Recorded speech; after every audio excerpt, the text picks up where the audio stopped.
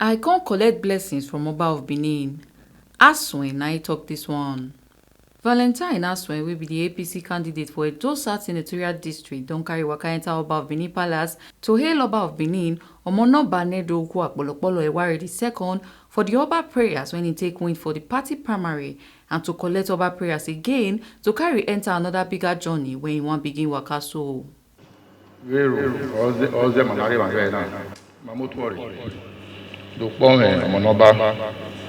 Zewe Irungu Adunani Makedade, Mayali Kedade. Matagili no way gili literally before now.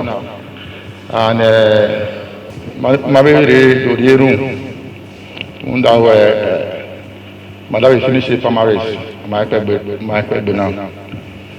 Okay, our nomination.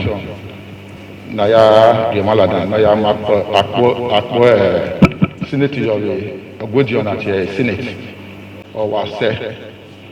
So when I went Madu Pomaway. Omaloba, there were Muderu in Anima.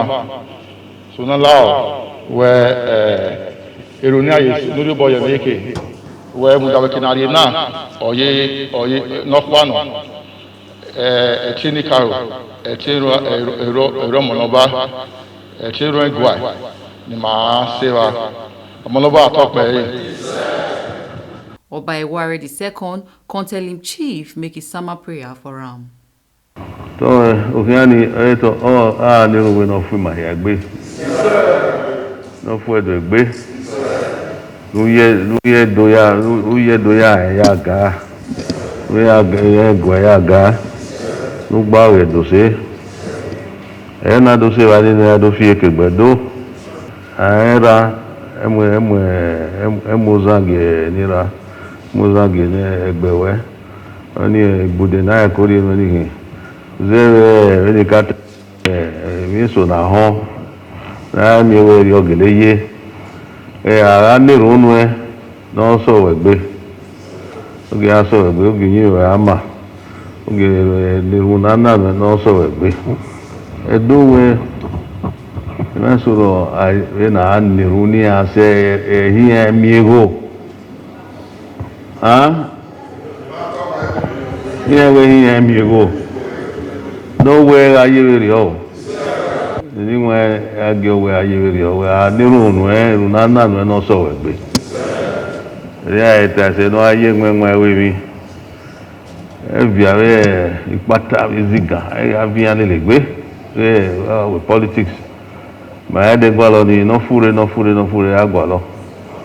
No fure. Ipata Ziga, Nikbe Mayukbe Marekbe, Raviri, go, Lele, Yahia, my kore. Yahweh, we a Niboti gentleman. And there's no kore.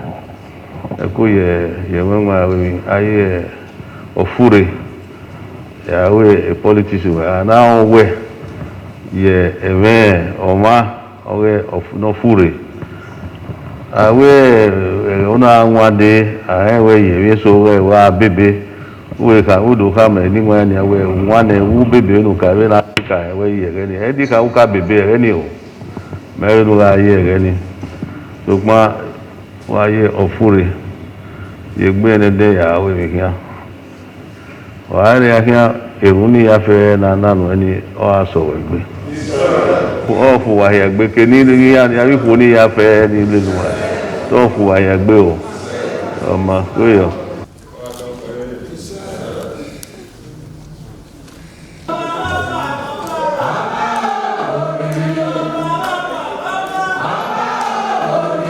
Majesty, Omonoba Nedo, who are Polo, to come and seek for his royal blessings.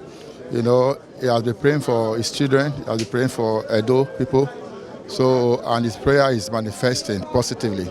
So we have come today to come and also inform him about the bigger journey we are about to embark on.